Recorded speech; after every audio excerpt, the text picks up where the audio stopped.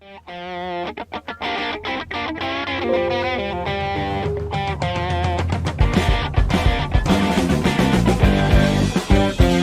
afternoon, everybody. Welcome to your Monday edition of the TraderMerlin Show. Man, I tell you what, I take a day off and all of a sudden markets just go to hell in a handbasket. I'm sure you're all loving it. Brendan, good to have you back with us, my friend. We missed you on this channel. Who you following now? I know you got somebody that you're watching every day. Good to have you with us. Glenn, Chef E as well, Siraj. I see, that's a tough one to pronounce. Midway? Greetings from Boston. Joe Frank, we got Ron as well. Rob, that's a great question. I'm going to get to your question at the end. Once I get through all the bulk of the content, we will get there. Les, good to see you. I got your questions as well, which I will tackle today. And Giselle, always a pleasure seeing you here as well as Katut. All right, and Thomasina, Glenn, everybody's joining in. Excellent. Let's just dive right in because I don't want to spend too much time on it. By the way, yes, I had an amazing time in Northern California. I love it up there, and it was just a great weekend. Sorry to abandon you on a Friday, but got to do it every now and again to enjoy life. So let's talk about enjoying life. I thought I'd have some fun with the graphic today. Put it up like this. That's all, folks. And I do that kind of in jest, but I actually thought that this would be a much more drawn-out process. You guys might remember, I think it was either last week or the week before, I kind of made a point that this is going to be very, very interesting between Elon Musk and the Twitter board. If the Twitter board did not vote for this to approve it, there would have been class action lawsuits and it would have been a major story. So basically, Elon Musk put the board of directors in a corner and just basically said, you're done. Just sell it and walk away, which they did unanimously. Awesome. Great. Fine. Now the question is what? You know, that to me, this is like season 1 of the Twitter versus Elon Musk war, right? We all got the cliffhanger. We're all waiting for the season finale, and boom, we got it. They dropped the season finale of season 1, Twitter versus Elon Musk, and the deal is done. $44 billion. Of course, it's funny depending on what you read. It's 42, it's 43, it's 44. Give or take 2 or 3 billion here and there, no big deal. Now the question becomes, what happens? And, bravo, Elon Musk. I love what you do. I'm becoming more and more of a fan each day.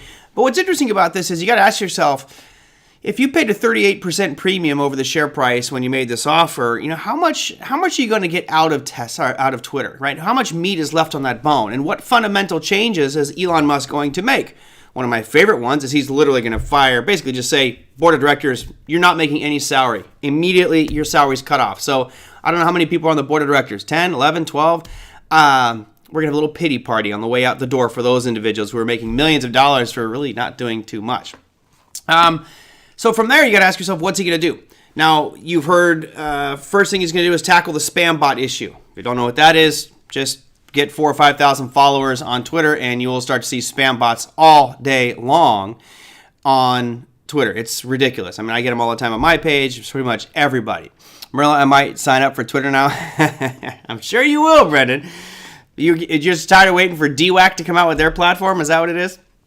So, number one, you got to look at the challenges. And the other day I read to you guys what he filed with the SEC in his documents as far as why he was going to be buying Twitter and what some of the opportunities were and how great he thought it was. One of the things is having a verified check mark. So if you follow me on social media, I'm just going to bring it up. I'm not verified. I'm just not popular enough. I'm not cool enough. Don't have enough followers. But you notice if I go here, I don't have a star next to my name. Whereas if I go to somebody like Debo Samuel, who's another interesting topic, if you go to Debo, where is it? Give me his name. Oh, come on.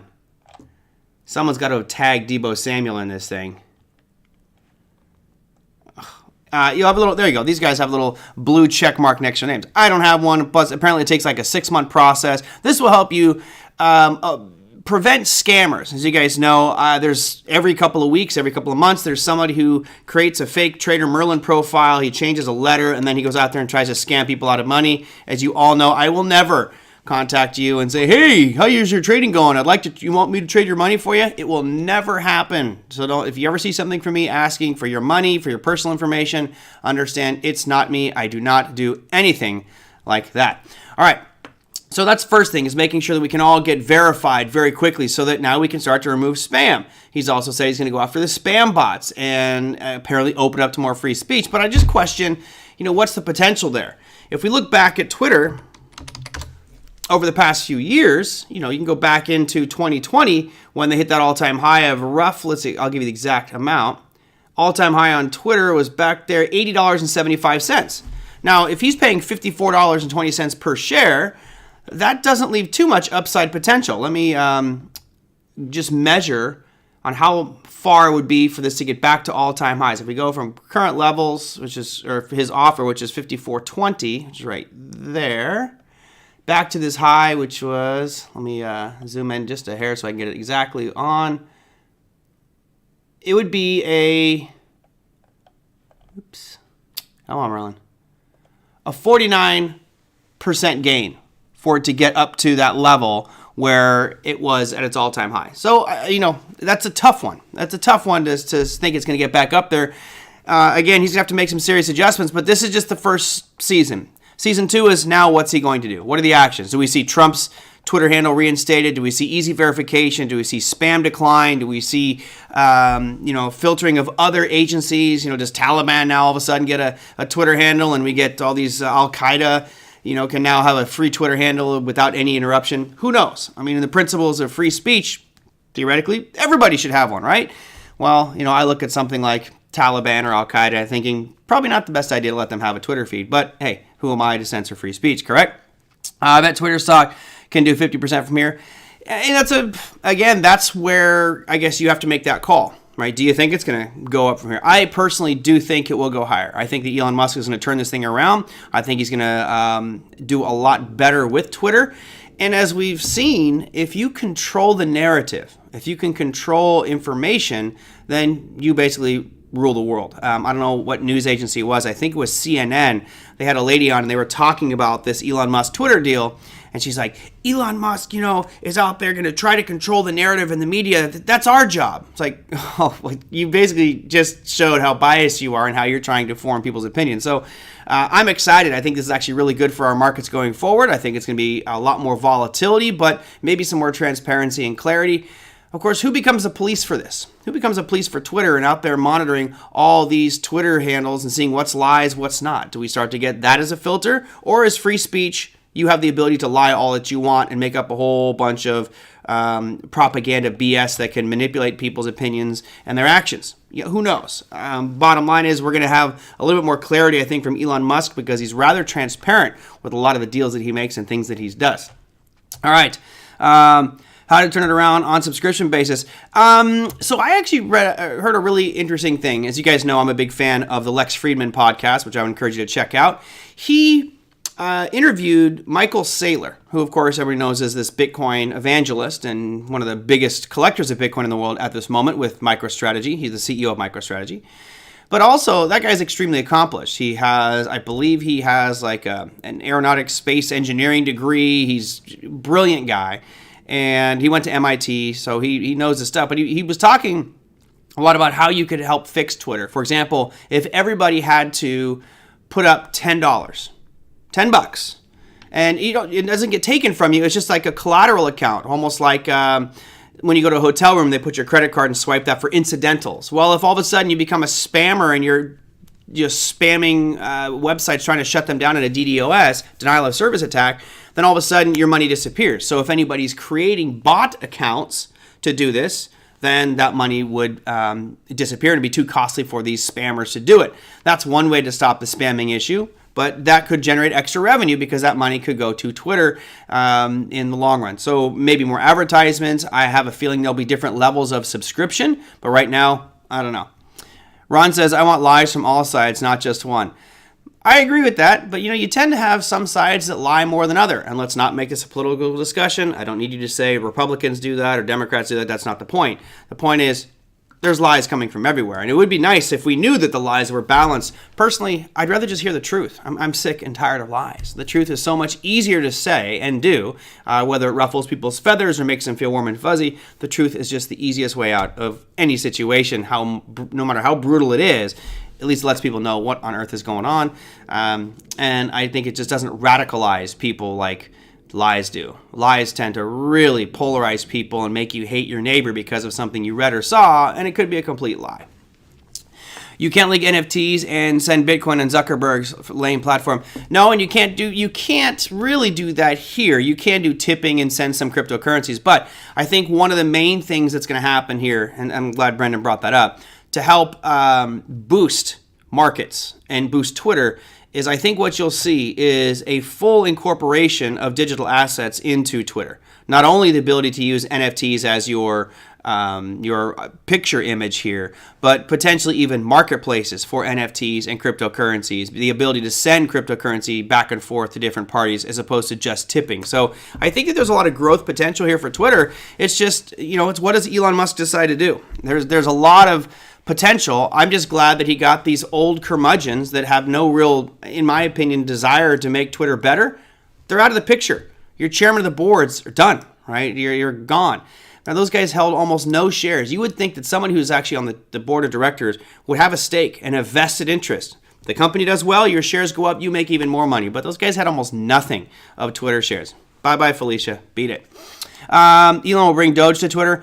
That's the thinking. And I'm hoping that it actually is not just Doge. It's more open and universal. So, for example, imagine incorporating in something like PayPal. As you guys know, Elon Musk is one of the co-founders of PayPal. Well, he could very easily incorporate a system where here's, let me scroll down here. Here's Jameson Lopp, right? So Jameson Lopp is one of the big guys in the crypto space. I could click on Jameson Lopp and I could maybe it just says right here, it just says send him some money. And if I click this, it will go directly to Jameson Lopp's account. So all of a sudden, you have a financial transaction medium, almost like a bank account, a Zelle, a Zillow, but done directly through Twitter. And I think that's one area that will draw more people to the crypto space as well as to Twitter. So I'm excited. Now, the question that came through, which I want to get to this one, Landis, I answered this question on Thursday's show, is this one.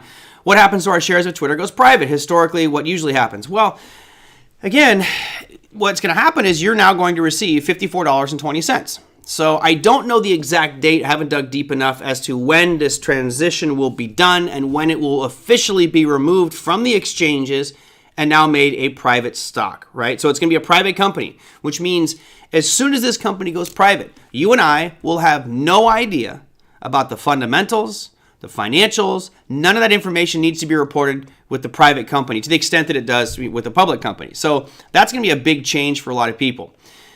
When that happens, if you own one share of Twitter in your Robinhood account, you're going to receive $54.20. And my assumption would be take out commissions as well because they'll probably make it a transaction because your shares will have been sold to Elon Musk. Whether you like it or not, you have no say in the matter. Your shares will disappear. So that's what will happen. And you got to ask yourself this.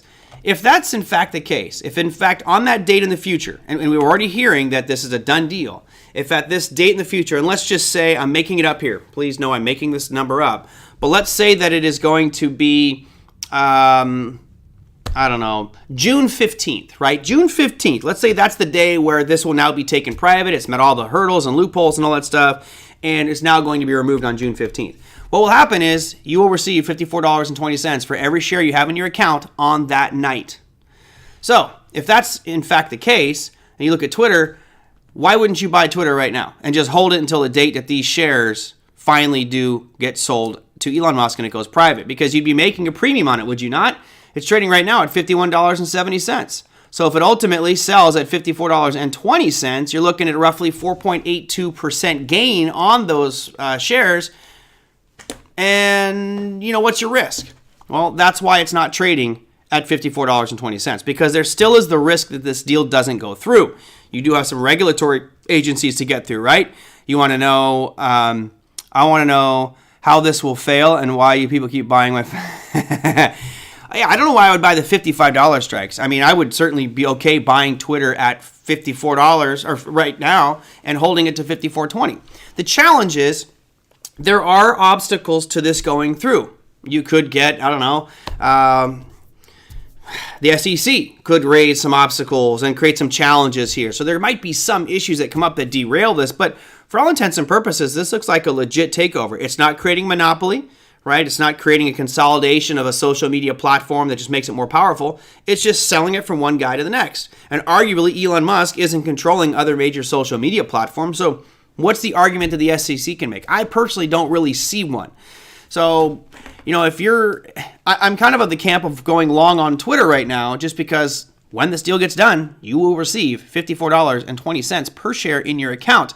And that right now is about a 5% premium to where we are today. Again, I believe the reason it's not there right now is just because of time and uncertainty. It's kind of like options. You don't know what could happen by the day of expiration of the option. Well, same thing. I'm going to just, for amusement, I'm going to move this line over. I said June 15th. I'll have to do some digging and research to find out exactly when it is. But let's say that it was June 15th, right? Just making it up. That vertical blue line would theoretically mean anything can happen between today's share price closing and that blue line. And that's why you're not seeing it at 54.20. There you go. Holy cow, I got a lot of stuff here. That's a crypto transaction will bring cryptocurrency to another level with almost 300 million. Exactly. And I think that that's a very positive thing. If you're looking at the crypto markets, of course, everybody knows he's got a hard-on for Dogecoin. Well, here's your Dogecoin. Hell of a move today. It's funny because I was actually thinking of buying some just for this, but oh well. Up 21% today. You could also make the argument that Shiba Inu would probably be riding on those coattails, and it in fact is up about 3% today. But remember, Shiba Inu is an ultimate shitcoin, so just leave that thing alone. It's going to go to sub-zero at some point. You mean ARKK, the double K? You mean this one? You're not ARK. You're talking ARKK. The ARK Innovation ETF? Well, ARK Innovation ETF has a ton of Tesla in it. So obviously, I think that he's probably going to be on the board. I don't know what his role is with ARK. Okay, so that's Kathy Wood's fund. But, it would make sense to have him on it since he is one of the biggest technical innovators of our time with SpaceX and Boring Company and Starlink and all these different companies. So that would make sense why you would keep him there. Let's see. Counter offer from another group? No. I don't think at this point the deal has been accepted from my understanding. So counteroffer now, moot point. And if you look at who's with him, you have a lot of big people involved with this. So he had a whole bunch, I forget how many, I think it was 12 or 15 different companies backing him. The biggest one that I saw on the list was JP Morgan. So now JP Morgan is going to have a big stake in what goes on with Twitter. Of course, Elon Musk will be bringing in the lion's share of the investment, but he has a lot of other investors to pull together to this. So I think it's kind of funny the way it's all lining up. But I'm excited about it. Bring it on. Hold on, I'm going back and reading all your questions. I wonder what happens to open Twitter options contracts. That's a good question, especially something that goes beyond the date of expiration. Yeah, I don't know. That's something I just inexperienced. I don't know. I haven't ever experienced anything like that. But I imagine, depending on your strike price, I mean, if you had a $54 call on Twitter, you're going to be paid. I mean, it's going to end up in the money. So you'd own it. They probably just cash you out directly.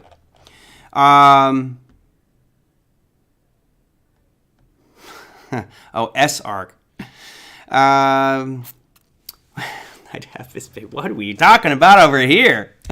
Who's having whose baby going on here? Hey, and by the way, good to see you, Don. Aren't we supposed to get you on the show sometime? I thought you were supposed to come on the show sometime soon. Text me and let me know whenever you want to come on. Twitter, the next Patreon? Could be. I think when I look at Elon Musk and his brilliance, I think that he looks at the whole landscape and says, how can I make this better? Whether it's making a better car, a better rocket, a better transportation system, a better satellite. I mean, love him or hate him, he's making a lot of change for good. And if you look at social media platforms, we can all complain about one thing or another with Twitter or Facebook or Instagram or all this stuff, YouTube even. And, if he can go in there and throw his weight around and his track record of making these changes and bring his companies to extreme valuations, I think Twitter is going to be a great buy and hold piece going forward. I don't own any just because I've always been kind of anti-Twitter myself. Let me see, bring up the chart again. But there's your Twitter. I've kind of been anti-Twitter myself for quite a while, but I still trade it long and short if the opportunities presents itself. But a long haul, you got to look at Elon Musk's track record. Now, one of the things when I was in college, obviously do a whole bunch of case studies. Does anybody remember the name Al Dunlap? The name Al Dunlap ring any bells to anybody? Al Dunlap was this guy that was kind of the hatchet man. He's one of the ones, if a company was struggling, they would bring in Al Dunlap as the CEO, and he would go through and he would basically just start chopping that company apart, getting rid of all the fat pieces that weren't doing anything and just scaling it back to all of a sudden the company became profitable or successful because you weeded off all this stuff that just was not doing any good. I kind of feel like, well, let me take that Al Dunlap example. That was his MO. People knew. Like if Al Dunlap came and was hired on to your company as CEO, you got to be looking at the mirror going, oh shit, this is not going to be good. We're going to be losing a lot of employees. Well, when Elon Musk comes onto a company, normally it seems like he's starting from scratch, but you have to look at its extreme push. He's very hard, from my understanding, to work with. Like it's just you got to be putting in 110% every single day and work. But you're also rewarded. You are part of something that's generally going to be successful. I mean, what are his failures? I think it's much more clear for all of us to identify in a list right now Elon Musk's successes versus Elon Musk's failures. Can anybody in here name me an Elon Musk failure? I'll give you time to type that one in the chat. But we can all write down the successes. And I think if you go back 3 years, we would say Tesla was a failure. Nope. He pulled that one through. But you got PayPal, Tesla, Boring Company, Starlink, I would say, is kind of struggling a little bit, but that's a very ambitious goal. So there you go. Hey, good to see you, Brian. Welcome. Glad you can make it from across the pond today. The question is, does this deal affect Tesla's share price? He can't be available in many places at the same time.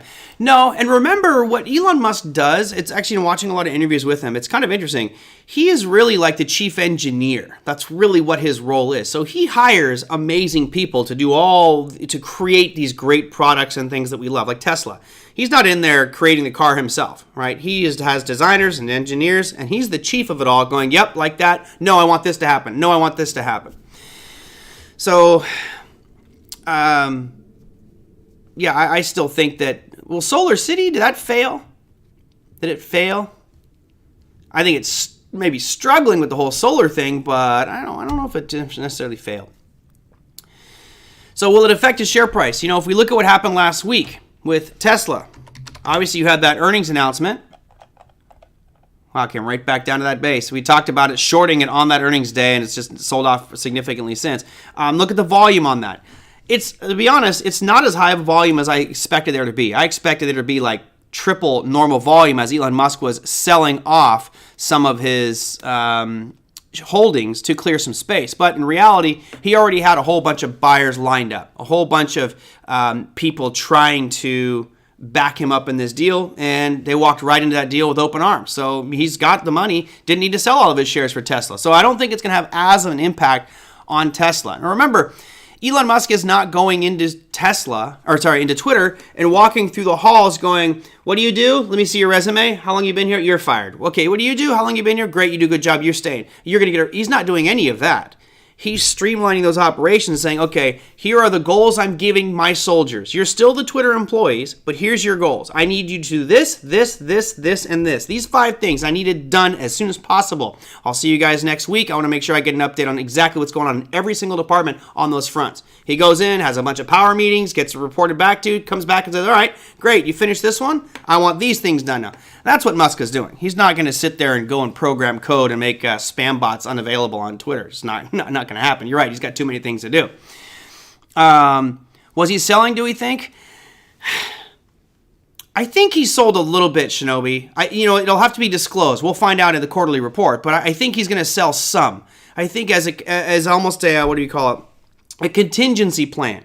Right? When you make an offer to buy something for $54.20 to the tune of about $44 billion and you only have $3 billion in cash, you might want to free up a little bit more capital. So my assumption is he freed up some capital by selling some shares of Tesla, but not all that he has. Obviously, he's got $170 billion worth. Maybe he sold another $10 billion worth. We'll have to wait and see what the filings are and when that comes out. But on an earnings announcement, it's like the perfect time to sell because you sell into that excitement, you sell into that momentum, and we saw that happen. Let me see if I can bring up the 15-minute chart here for those that may not have watched the show the other day. But you have this.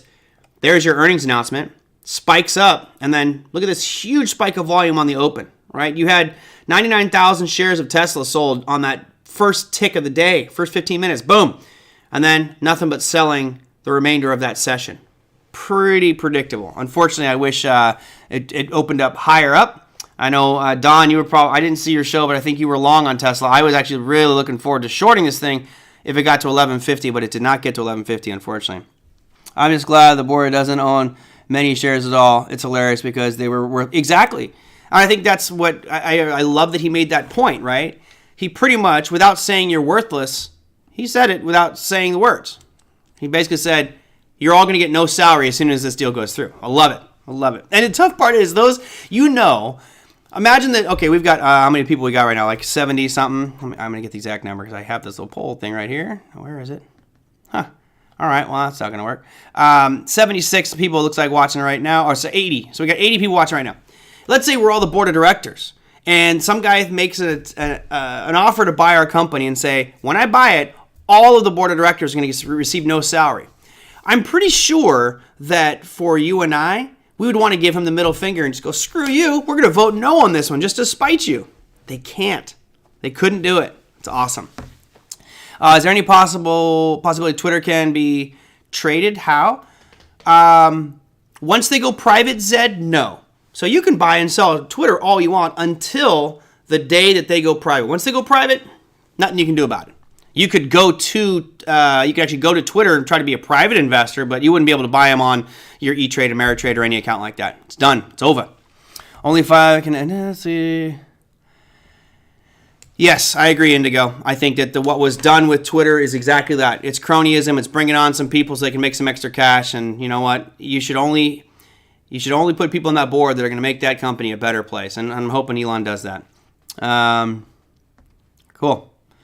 All right, so that's the Musk piece. That's all, folks. I'm very excited to see what happens on season 2. I'm sure that we will hear more and more about a bunch of different changes coming and actions being taken. But ultimately, what I really want to know is, what's the date? What date are we going to see Twitter finally go private? And when can I move this blue line to the exact spot? And we'll get some clarity on that here soon. It might be out there already, but I think it's going to have to wait probably another couple weeks before we get the exact date. Then, the closer it gets to that date, to me, the closer price gets to $54.20. All right? Do you have a king, Brandon? Or Patrick? It's funny. Thanks for the curveball there. One of the cool things about, your life is just a summation of experiences. I actually had the opportunity to be in Holland. I was actually in Amsterdam for the coronation of the king out there. It was pretty awesome. Okay, so let me go to, I already read this one from Landis, and that's what's going to happen. So we'll wait and see when the date shows up, because what should happen is you're going to get $54.20 per share of Twitter. Sorry, I keep making that mistake. And ultimately, price will gravitate towards that. So that's what we will see happen there. Now, that's the exciting stuff. One thing I wanted to get to was this question that came in from Echo. So Echo, thank you. You posted this on the YouTube channel, which I always love when you guys post questions on the YouTube channel. He says, could you explain the sector rotation slide a bit more in detail? All right, so I'll bring this one up. Oops. Nope, that's not Brandon Wendell. Let's go there. There we go. So here's your sector rotation model. Now, you can see there's a blue curve and a red curve, right? You got a blue curve, which is the economy, and then you have the red curve, which is the stock market. And in general, the stock market's forecasting and leading the actual economy. So you can see here, I personally think we are at this situation right about here, right? Which is the market's topped out. Don and I will talk about this later next week. Or this week, maybe Friday. Friday, Don, does that work for you? Will I get you on a Friday? Only if you're drinking whiskey. Friday's a whiskey show. You got to have a whiskey. Anyway, I think that we're right here. And let me see if I can just draw it. I think I can draw it right here. There we go. I think we're right there. So it's just slightly rolling over. Not 100% sure that this is the end of the end, but I think that the markets have topped. I think we're going to start to see this thing slope down. So what that means is you're still seeing some positive growth with regards to the market, because you're seeing in this blue is the economy. So the economy is still showing some positive numbers. It's still showing that it's growing. However, if you look at where the markets are already starting to show some weakness. Of course, the last 3 days have been very interesting. We'll look at market charts here in just a second. But historically, and I have to do this with a big asterisk, historically, when the market's top, what are the best segments to go into? All right, and it says basic materials, energy, and staples, right? So those historically have been the ones that perform the best when markets are at a top. So as this market starts to sell off, and you'll see here, let's say we get to the middle, and now that's energy, staples, and healthcare. As markets really start to tank and the economy starts to drop, that's when healthcare and utilities start to do good, and finance. So we're kind of in this really weird stage right now where, I'm not a big fan of historical sector rotation models, I'll be honest. I think that everything works until it doesn't, and I believe that this has changed. So for example, right now, if you look at all these sectors, finance, technology, cyclicals, industrials, basic materials, energy, staples, healthcare, finance, utilities, which one's performing the best? It is abundantly clear which one of these is performing the best, and it's utilities. Take a peek at XLU. I'll bring over the chart here so we can look at some of these. Here's utilities. Okay, now utilities have certainly had a little bit of a pullback recently, but look at this price chart. I'll put it on a weekly just so we get a longer term perspective here, right? It's been phenomenal, especially over the past 2 months. Going back to February 14th, this thing is just ripped. Now, why haven't financials performed as well? That's a great question because you do have yields rising, and in theory, rising yields should be benefiting financials. That's a question that Les had, so let me read that one for you. My question is about the financials, XLF. Why is it doing so poorly? Rates going up was supposed to help its profit margin, I thought. Historically, that is true. In this case, we're just not seeing it filter through yet. And then you go to the second part. Is there a concern that the consumers will stop spending and may have problems paying their credit card bills? Yes, that's absolutely a concern, right? Remember, the higher the rates go, in many cases, people have an inability to make their payments. So let's just look at the basic situation of what's going on in America right now. You have everybody was extremely happy. You've got unemployment very low, growth was looking good, there's jobs everywhere if you want them, and people are making decent money. But all of a sudden, inflation jumps. Now we got 8% inflation. So now that same person can buy theoretically 8% less. Yet, it sounds like the roaring 20s again, and people are still spending money, if not more money than normal. So what happens? They start to put themselves in a little bit of a financial deficit because they're not spending 8% less, they're probably spending 10% more. And then you have inflation on top of that. So when that happens, the individual, and I'm using this as a broad generalization for people around the world in this same economic condition, those individuals will take on, continue to buy the same amount of goods and services, maybe even more because things seem so great. And then all of a sudden they start to carry a little bit of a credit card balance and they start to run in a deficit each month with their spending. And as rates continue to increase and inflation rises, that puts even a further burden on the credit cards and spending. Therefore, I think maybe putting more of a squeeze on the housing markets, the financial markets, and then all of a sudden you get defaults.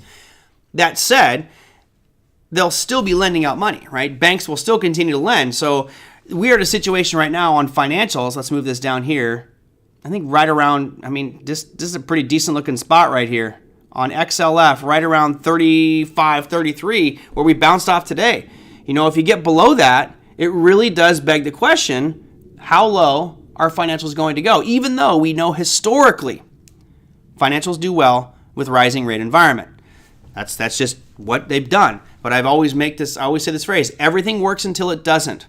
All right? Everything works until it doesn't. In this case, unfortunately, financials just don't look like they're doing very good. And if this breaks, you got to ask yourself, not only how low can it go, but will it close this gap back here? I'll put a little yellow box around this one. Now, let me do an oval because the boxes I should use for other things. Let's go there. Let's go ellipse. You guys see this little oval I'm putting right here? Oops, sorry. All right, that gap right there that goes all the way back into 2020, November of 2020. Does that fill? That to me becomes the question. And that's a long way down, right? Long way down. So yeah, I kind of scratched my head as well, Les, with this one. I thought financials would do better, but they're not.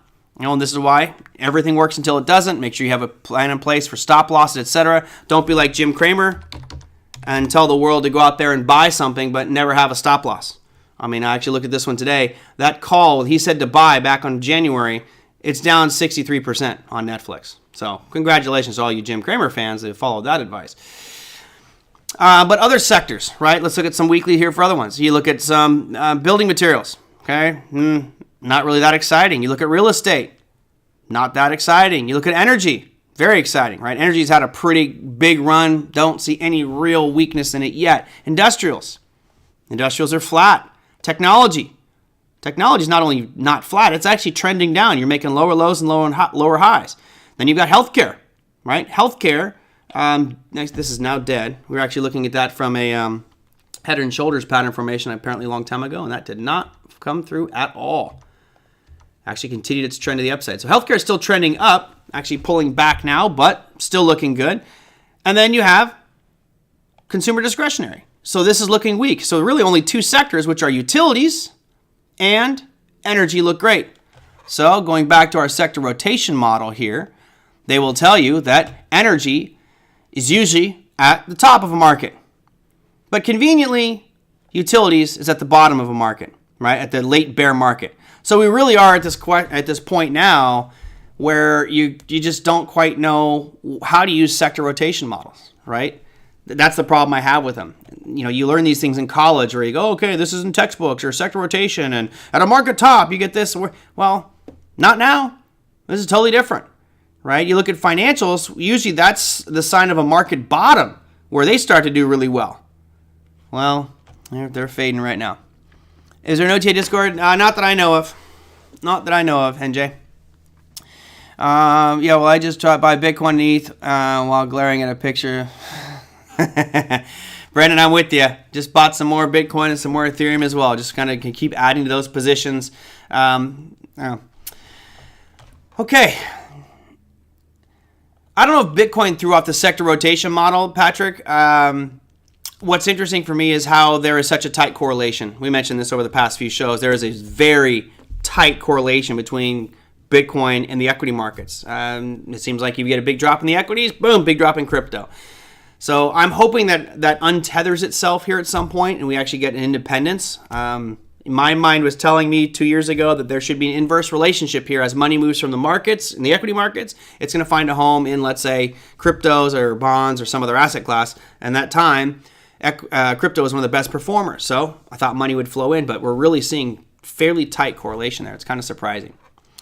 Let's see. Looking for the chart you used the other day comparing U.S. debt to 2008 and 2010. Oh, north side. I don't know if I can remember where I put that one. Comparing debt 2008. I don't know off the top of my head, north side. I have no dry powder until the end of the month. Always these dips happen between paychecks, right? Is Bitcoin in a yellow box?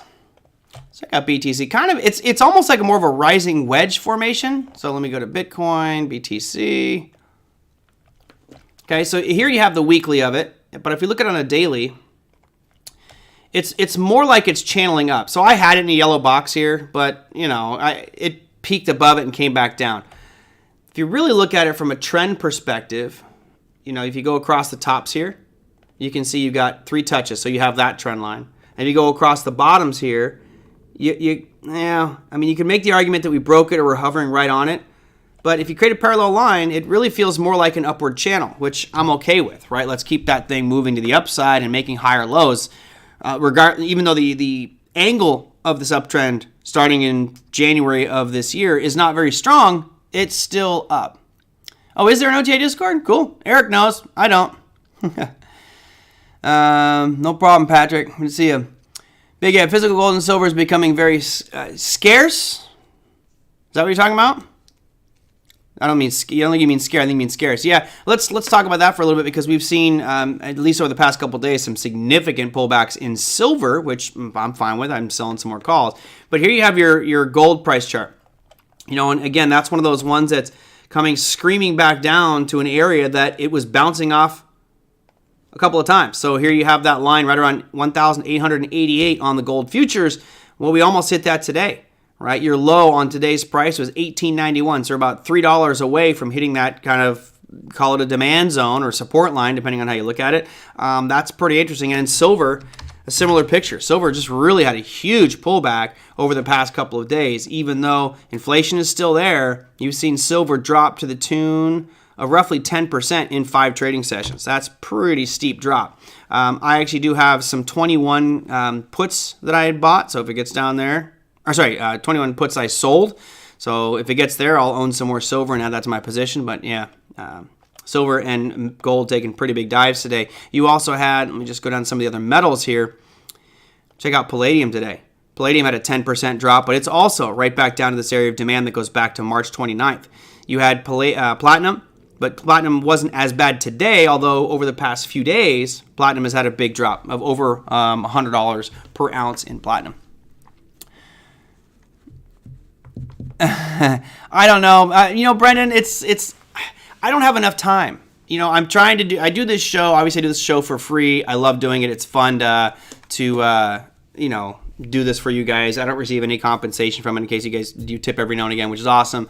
But I don't do this show for compensation. So I have to focus on the other areas where I generate income streams from, which is going to be trading. It's doing my cryptocurrency program, which, of course, if anybody wants, there's a free cryptocurrency program in the links. It's just 6 free lessons, but we have a 43 lesson course that we built as well as kind of an online coaching mentoring thing.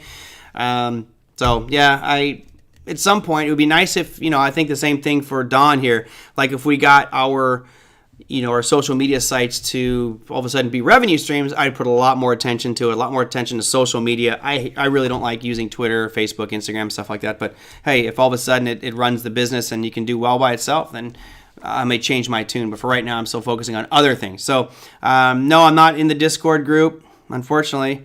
What do you think about a social media platform on blockchain? I haven't really looked into it too much. I see a lot of people talking about it, but I think that ultimately that's probably what's going to happen with Twitter.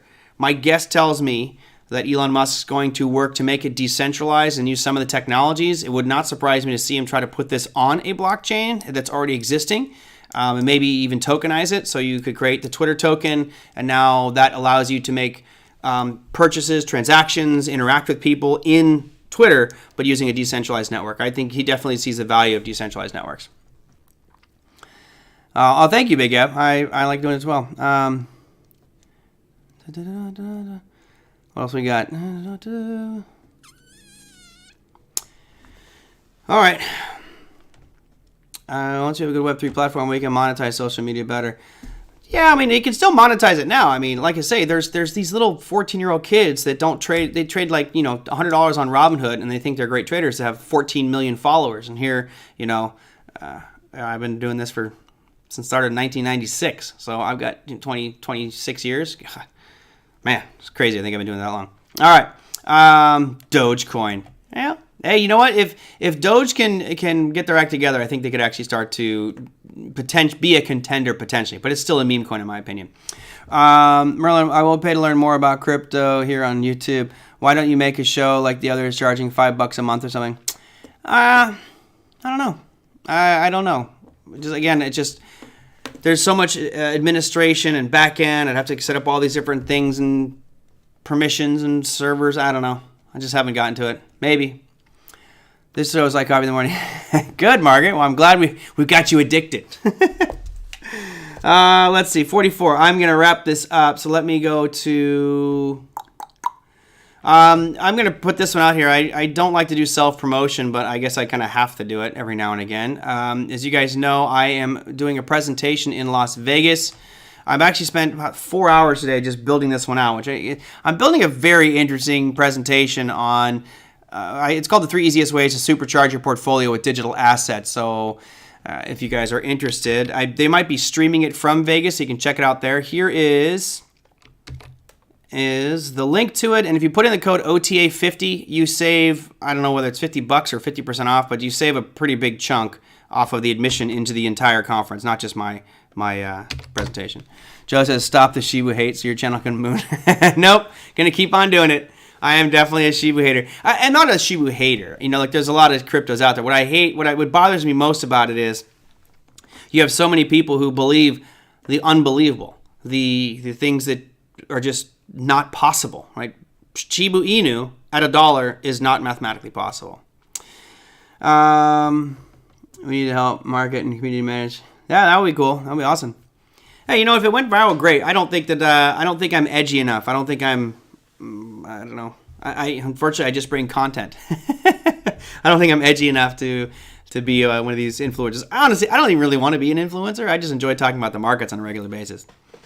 Yes, live in Vegas. Cool. You're going to be there. There's actually a meet and greet, which they wanted to set this thing up. I think it's like earlier in the day on the 11th. So my presentation in Las Vegas will be on the 11th. I believe it's at 1 o'clock or 1:30 in the afternoon. Yeah, John DiNardo, I was actually going to post something about this. Yeah, I wanted to make a graphic for it. I'll probably do it tomorrow, just kind of my little memorial that I'd like to do. As you guys know, last year we lost Paul Orm, who was a great instructor at All Night Trading Academy, and I guess last week Tim Blotzer passed away as well. He's been on the program a few times and just a great guy. So, yeah, really sad to hear about the passing of Tim Blotzer, the rubber ducky. The rubber ducky squeaks no more. So, don't know anything about the details of it. Just know that he did pass away. So, pretty sad. And thoughts and prayers go out to family and friends of Tim Blotzer. He's a pretty good guy. All right, let's. Yeah, damn, I'm gonna be all depressed now. Trying to cheer. I always try to think of the fun moments with Tim Blotzer. And I'll go, unfortunately, there's one thing I know that he wanted to accomplish in his life that he didn't get to. And it's kind of one of those things where you got to just go out and do everything that you can to achieve what you want to achieve. Now, sometimes I'm not going to become a professional baseball player. That's not going to happen. But one of Tim Blotzer's things that he loved to do is he loved baseball. And he wanted to go to every major league ballpark in MLB. And he was 3 short. He was 3 short of going to all those. The last time I talked to him, he was 3 short. I forgot which stadiums he wanted to go to, but he'd been to every Major League Baseball park. So if you guys have something you're trying to do, something that you're kind of a hobby or something that you've been to, like you want to see all 50 states or you want to go see the polar ice caps, do it. Because you never know what happens. You never know how short this stay on Earth is going to be. Sometimes it seems horrible. Sometimes it seems great. But bottom line is, we're here. So enjoy it, do the most you can, and be kind along the way. All right, enough of my motivational talk. Yeah, he was a great guy. Here is what's happening for tomorrow. We have actually some huge things happening tomorrow. I'm going to why not use my graphics since I paid someone to build them for me. There you go. You have some popcorn trades of the day, folks. Popcorn! There you go. Popcorn trades of the day, I like them because they just create huge moves that you just laugh at and you're kind of shock and awe by paying attention to those moves. For tomorrow, you have 2 of them happening after market close. That is going to be Google, and that is going to be Microsoft, both reporting earnings after market. So it could be an extremely wild end of session tomorrow, but there's a lot more. You've got General Electric, Visa, General Motors, Archer Daniels Midland, Valero Energy, and 3M, as well as Texas Instruments, and honestly, a lot more than that.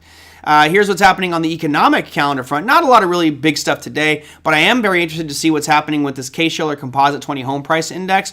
I'm seeing just record home sales here. This is not normal. You should not have 19.2% year-over-year growth in housing prices. That's a sign of a bubble, folks, and it's still going up. I think we had over 20 in a recent reading, but it's dropped here a little bit, just a little bit.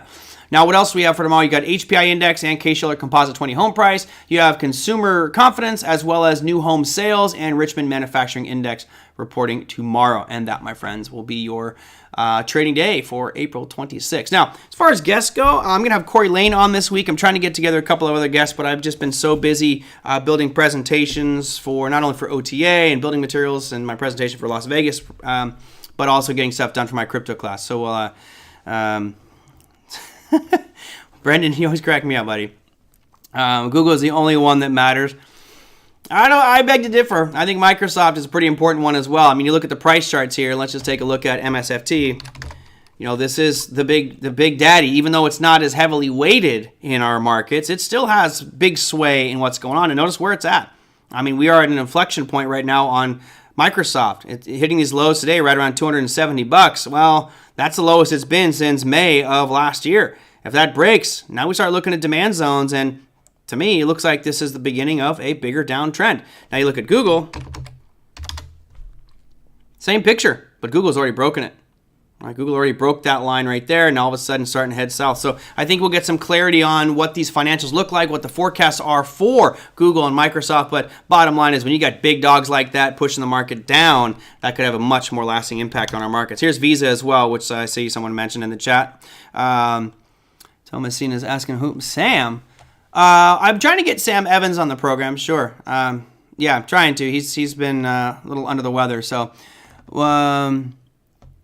Will you have a fun bus leaving OTA parking lot? Oh, to go to Vegas, Michael? That would be awesome. That would be really cool. No, I'm going to be flying up there. But, yeah. I listen to Tim Saturday's Mastermind Community. Yeah. Nice, Les. Yeah, it's an interesting strategy. There's a lot of strategies that are very similar. I know Larry does one on the Russell that's just awesome as well. Let me see. Last one. Will we have discounted reserve rooms for people who want to attend Vegas event, or do we have to book our own rooms?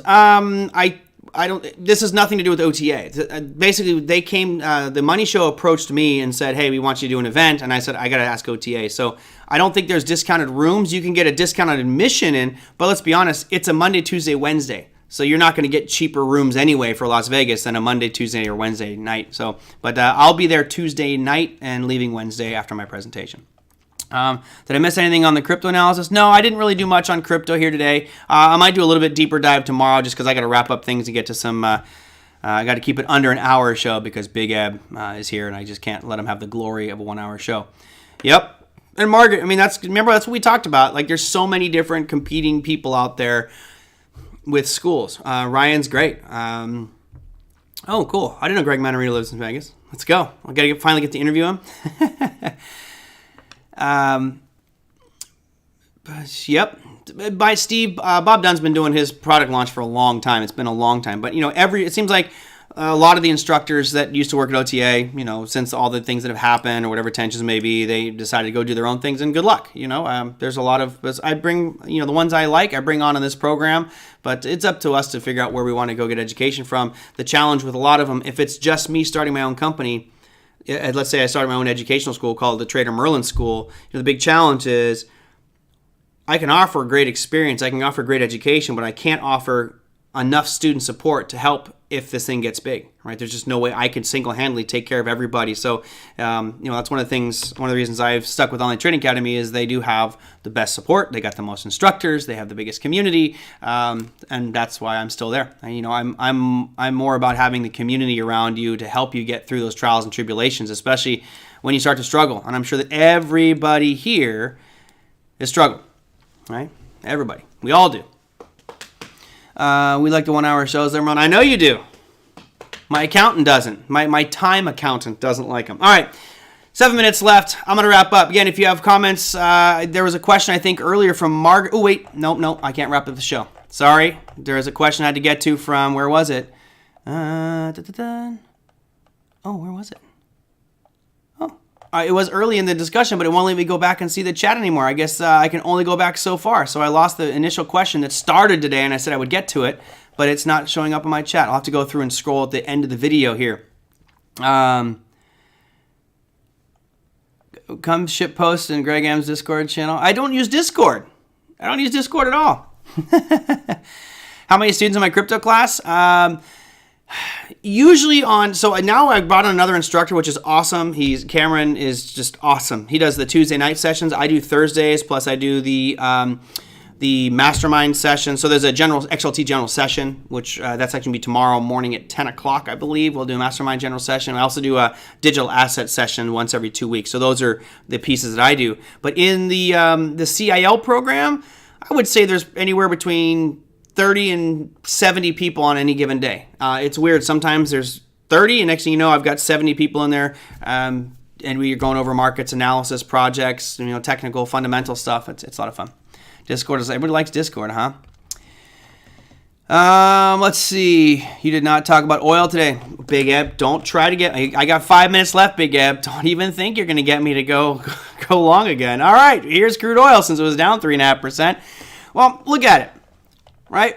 I'm just going to leave that there for you, and you guys tell me what pattern this looks like. What does it look like to you? Patterns to me tell you the behavioral analysis of whatever it is that you're trading. Stocks, baseball cards. If you're Brennan Valentine, you're talking about uranium, right? It's you have my doggy's demanding walkie too. He knows, Steve. I'm getting there. We're almost done. But if you look at this pattern right here, this is telling us that this is getting weaker. You have this green line I just drew. Let me get rid of these other lines. Green horizontal line right there. And you have this downtrend line that you could run across the tops. Right now, you could do it there. You could do it here. Either way, the point is it's making lower highs and the same lows. This is a descending triangle. Descending triangle. So what that means is, in theory, if this does break, typically a descending triangle will break the distance from the top to what they call the neckline or the baseline, which is that distance there. So let's assume we did break. Where would that lead the price of crude oil to? $56.59, which personally I don't think that's going to happen. It's below some of these other demand zones around 62 bucks, but that's what you're seeing in crude oil. I don't think that this is going to break and be a descending triangle. I still feel like there is more upside potential here on crude oil just because of what's going on in Russia and Ukraine. We're not out of the woods yet. There. Yep, there you go, descending triangle. Profit taking in oil, probably Big Eb. I would definitely say there's some profit taking here, but it's holding that line at 93.50. It's holding it. Hasn't been able to break it. And last one, because someone said natural gas. Don't worry, I'm not going to go over an hour show today. Don't even try, people. Not going to happen. Where's my NG? NG, where are you, NG? Hello? What? There's my natural gas. Right, so you still have, in the grand scheme of things, a huge pullback going on in natural gas. All in all, I still think you're going to see higher prices here. It was kind of cool. John Rowland, as you guys know, this was probably back in early April, he was calling for $8, and all of a sudden we had one of the biggest runs over the next week and a half to $8, and now it's just sold off aggressively. So from a technical perspective, I don't see too much here on natural gas that I'm that excited about. You did have this kind of rally, almost too long of a base before you got to rally out, but that's down at right around 630. It's going to bounce, yeah. And you know what, Big Ed? It absolutely could. You just got to make sure that if it does get down below some of these lows here, that you don't hold on to that belief, because it could keep going lower and lower. Even though I'm with you, I believe this thing is going to go higher. Although there is a gap fill potential right around this 91.75 mark. All right, that's it. Randall, wait, no, I got to go. All right, that's it for me, everybody. Again, if you wanted to post questions, I think someone here asked, how do I post questions on your videos? It's pretty simple. If you go watch the video, you go to Twitter, YouTube. You go to YouTube, you go to TraderMerlin show, and then pick a video. Right, pick any one. I'm going to probably do a big loop right here. There's our show today. But let's say you clicked on this one, the front-loading rates. Right, there's the show. You go down here, add comment. There you go. This is great. You suck. And you hit comment, and there it is. So, there's Skilled Stockman, Les, Todd, John, and Doug asking questions. I'm definitely going to try to, I try to answer those questions, try to get everybody's questions on a regular basis. But that's how you would do it. If not, you can send in your questions at TraderMerlin@gmail.com. That's another way to get in touch with me. It is now 58 minutes past the hour, which means I cheated out of 2 minutes, Big Ab. Thanks, everybody. I will see you all on tomorrow's show. Send in questions, comments, so I can get more content for you for tomorrow. Take care.